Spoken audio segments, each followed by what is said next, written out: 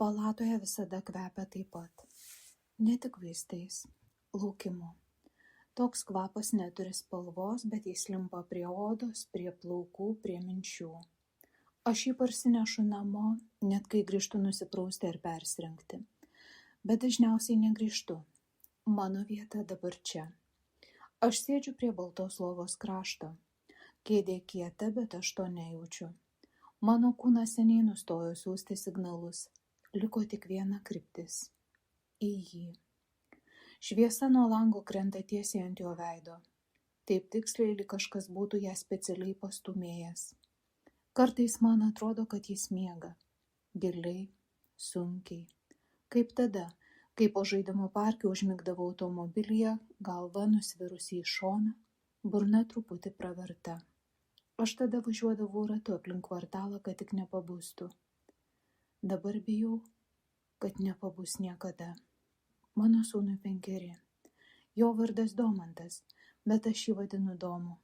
Taip trumpiau, taip arčiau. Atrodo, kad mano meilė jį taip šaukiant greičiau jį pasiekia. O viskas prasidėjo paprastai. Karščiavimas, 2 bemiegės naktys, šlapias rankšluostis ant kaktos, vanduo po mažais gurkšniais, pažadas, rytoj bus geriau. Rytoj nebuvo geriau. Atskubėjo greitoji su sirenų garsais. Atėjo žodžiai, kurių nenori girdėti nė viena motina. Gydytojai kalbėjo greitai, painiai, tarsi bijotų, kad sustos ir tada bus per vėlu. Aš nesupratau pusės sakinių, bet vienas žodis įstrigo manyje kaip skeveldra. Smegenys, virusas, pažeidimas, rizika. Reikia ruoštis viskam. Nesuvokiau niekaip, kaip motinai galima ruošti sūnaus nebuvimui. Dabar jie kalba tyliau, beveik pagarbiai. Kartais išvis nekalba, tik pažvelgia, suspaudžia lūpas ir išeina. Aš išmokau skaityti jų žvilgsnius. Ilgesnis žvilgsnis blogai, per greitas dar blogiau. Yra ir vienas jaunas gydytojas, kuris visada sustoja prie durų, tarsi norėtų ką nors pasakyti, bet nepasako. Kad jis žinotų, kaip aš jam dėkinga už tą sustojimą. Už tai, kad bent sekundę pripažįsta. Čia guli nesunkus atvejis, o vaikas. Mano vaikas. Net mano vyras jau pradeda vartoti žodžius, kurių negaliu priimti. Nusiramink, mieloji. Viskas Dievo ir gydytojų valiui. Vis tyliai šnabžda, nežiūrėdamas man į akis. Bus taip, kaip lemta. Kokia dar lemtis? Aš nepykstu ant jo. Jis stovi kitoje bedugnės pusėje. Jis bijo kitaip. Jis bijo pamatyti mane palūžusią. O aš bijau vieno, kad galiu nepastebėti kokio nors sūnaus siunčiamo ženklo. Mano rankinėje knyga. Žinau, kad skaitysiu ją vėl ir vėl. Pasilenkiu prie lovos ir sakau, labas rytas, Domi, aš dar čia, nes tai viskas, ką turiu, mano balsas, mano buvimas, aš laikau jo ranką, ji maža, bet sunki, tarsi laikyčiau visą savo gyvenimą viename delne. Skaitau tas pačias knygas, kurias jis mėgo, apie žaliąjį drakoną, kuris ieškojo draugų. Domas visada sakydavo, kad drakonas nėra baisus, jam tik liūdna. Dabar galvoju, kad jis tada kalbėjo apie save, o gal apie mane. Kartais man atrodo, kad jis nori kažką pasakyti, kad jo pirštai vos sujuda. Kartais, kad niekada nepasakys, bet aš vis tiek kalbu, nes kol aš čia, tol jis nėra vienas. Aš nesu kvaila. Aš žinau, kas yra mirtis. Mačiau ją savo tėvo akyse, kai jis jau nebenorėjo ryto. Žinau, kaip atrodo nuovargis be jokios vilties. Bet kol Domo ranka šilta, aš nepasiduosiu. Kai laikui bėgant visi aplink pradėjo sakyti laikas susitaikyti, man norisi šaukti, laikas kam? Ar yra laikrodis, kuris nusprendžia, kada meilė turi liautis?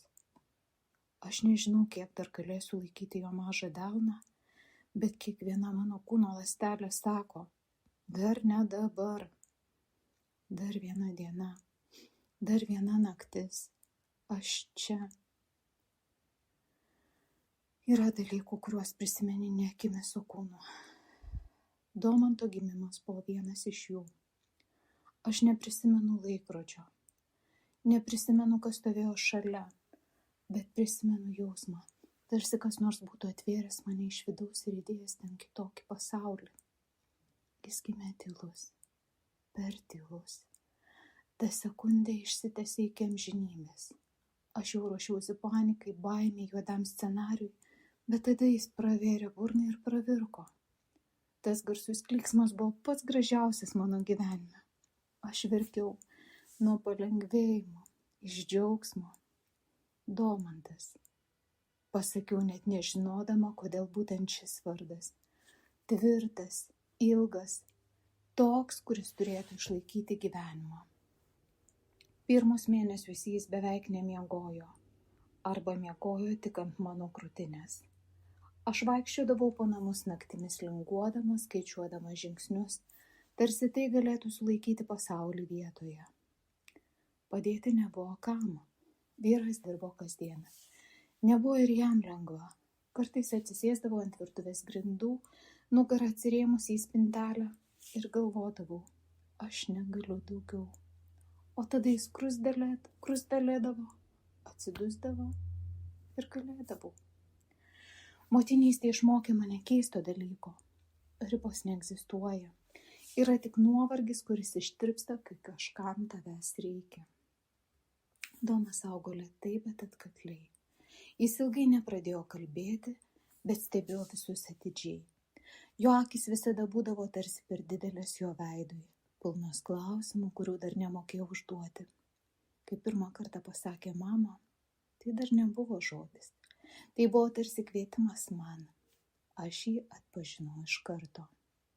Jis bijojo tamsos. Ne pačios tamsos, o to, kas joje galėjo gyventi, kas galėjo mus išskirti.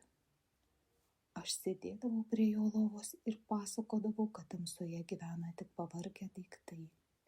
Kėdės ilsisi, spintos miega, o žaislai slapta šnabždasi, bet tik apie gerus dalykus. Jis klausydavosi rimtai, suspaudęs mano pirštą, tarsi tai būtų sutartis.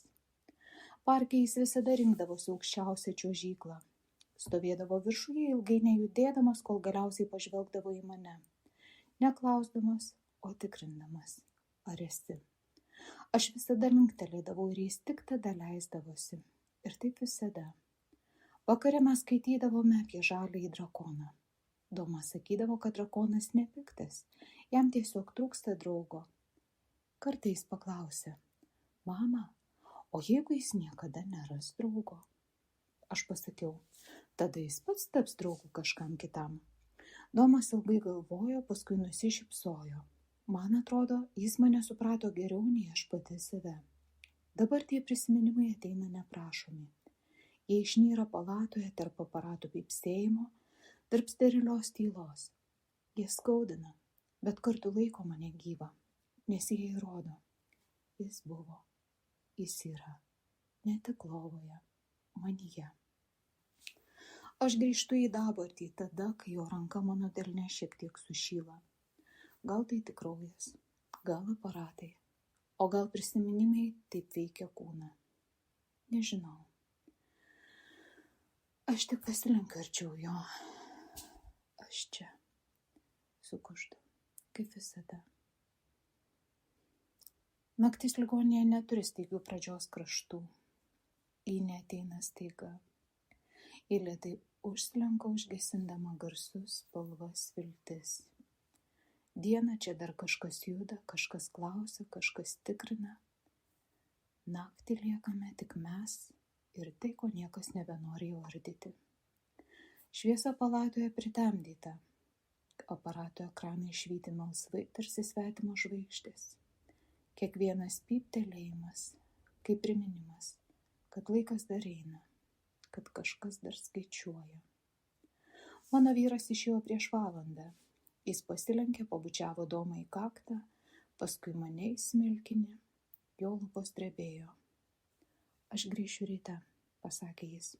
Aš linktelėjau. Abu žinojome, kad ryto pažadai čia neturi svorio. Aš likau. Atsisėdau arčiau lovos, kad netyčia nepaleisčiau jo rankos. Mano delnas jau buvo nutirpęs, bet aš bijojau pajudėti. Bijojau, kad jeigu nors sekundę nebebūsiu prisilietusi, jis pagalvos, kad aš pasitraukiau, kad gali eiti. Domi, sušnabždėjau. Jei girdi, aš čia. Balsas buvo keistai ramus, toks, kokio pati iš savęs nesitikėjau. Nebuvo jėgų nei verkti, nei kovoti, liko tik buvimas. Plikas, tikras iki kaulų gilumos. Aš pradėjau skaityti. Ne todėl, kad tikėjau, jog jis supranta žodžius. Todėl, kad tylėti buvo per sunku. Tai buvo ta pati knyga apie žaliąjį drakoną. Mano balsas kartais trukinėjo, bet aš tęsiau. Drakonas ėjo per mišką. Drakonas ieškojo draugo. Drakonas nebebijojo būti vienas. Laikas susitraukė. Nebežinau, kiek praėjo minutės ar valandos. Už lango lėtai krito sniegas. Aš mačiau tai tik tada, kai pakėliau akis ir pastebėjau, kai baltos sniego saujos tyliai slysta žemyn. Staiga jo ranka mano delne pasunkėjo. Nesuspaudė. Neaiškiai. Tiesiog tapo kitokia. Aš sustingau. Sulaikiau kvėpavimą, tarsi bijočiau jį išgąsdinti. Domi, beveik be garso. Aš nežinau, ar tai buvo tik refleksas, ar nervo atmintis, ar kažkas daugiau, bet man to pakako. Mano krūtinėje kažkas prasivėrė. Neviltis, nedžiaugsmas. Prasmė. Aš palinkau arčiau. Mano kakta beveik palietė jo plaukus. Klausyk. Tu neprivalai būti stiprus. Tu visada buvai mano mylimas berniukas. Ir jeigu pavargai, aš vis tiek tave mylėsiu. Ar čia, ar ten, kur esi. Tai buvo pirmas kartas, kai leidau savo ištarti šią galimybę. Ne kaip pralaimėjimą, kaip meilės formą. Aš dainavau jam tyliai be melodijos, tik ritmu, kurį žinojau nuo jo kūdikystės. Mano balsas buvo žemas, lėtas. Aš dainavau ne tam, kad jis pasiliktų, o tam, kad žinotų, jis niekada nebuvo vienas. Savo širdies žodžiais. Miegok, mano mylimas, žvaigždės jau arti, už lango tyliai laša sapnų žingsniai šilti. Aš čia, kai viskas nutyla. Aš čia, kai viskas nutyla. Naktis linko, aparatai tebešvietė, aš tebelaikiau. Iš kažkur tarp dviejų įkvėpimų supratau, meilė ne visada yra laikymas, kartais ji yra leidimas, bet leidimas tik tada, kai esi išbuvęs iki pat galo. Aš buvau. Rytas atėjo tyliai, be šviesos šuolio. Tiesiog šviesa pamažu tapo kitokia, nebe nakties. Aš pastebėjau tai ne iš karto. Mano kūnas buvo sustingęs, tarsi būtų pamiršęs, kad gali judėti. Slaugytoja įėjo tyliai, lyg bijotų pažadinti ne Domą, o mane. Jis sustojo prie durų, paskui priėjo arčiau. Aš pajutau jos buvimą anksčiau, nei pamačiau. Labas rytas, pasakė ji. Aš linktelėjau. Mano ranka vis dar laikė Domanto delną. Jis buvo ramus, ne šaltas, ne šiltas, tiesiog ramus, kaip vanduo, kuris jau nustojo judėti. Gydytojas atėjo po kelių minučių. Tas pats jaunas, kuris visada stabtelėdavo prie durų. Šį kartą jis neatidėliojo. Jis pažvelgė ne į aparatus, o į mane. Jūs buvote su juo visą naktį? Paklausė. Visada, atsakiau. Jis linktelėjo. to užteko.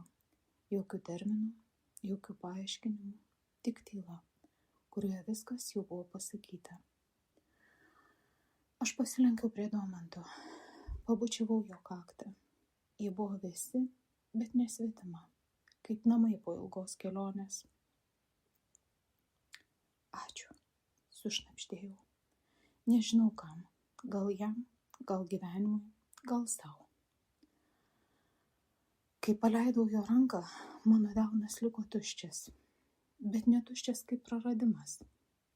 Tuščias kaip vieta, kuri kažkada buvo pilna ir dėl to niekada nebus pamiršta. Mano vyras atėjo vėliau. Jis atsiklaupė šalia lovos. Jo pečiai sudrebėjo. Aš uždėjau ranką jam ant nugaros. Pirmą kartą per ilgą laiką mes verkėme tuo pačiu ritmu. Išeidama iš palatos aš dar kartą atsisukau.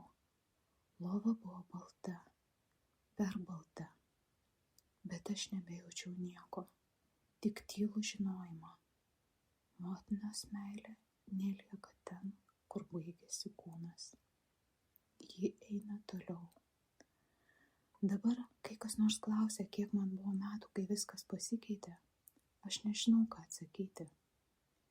Aš turiu gyvenimą prieš ir turiu gyvenimą po, o tarp jų vieną naktį, vieną delną, vieną meilę. Kartais, labai anksti ryte, kai miestas dar miega, aš atsibundu su jausmu, kad kažkas mane šaukia. Ne balsu, atmintim. Aš užsimerkiu ir padedu ranką savo ant krūtinės. Ten vis dar šilta. Ir aš žinau, kol laikai delną, net jei jis jau kitas, meilė nesibaigia.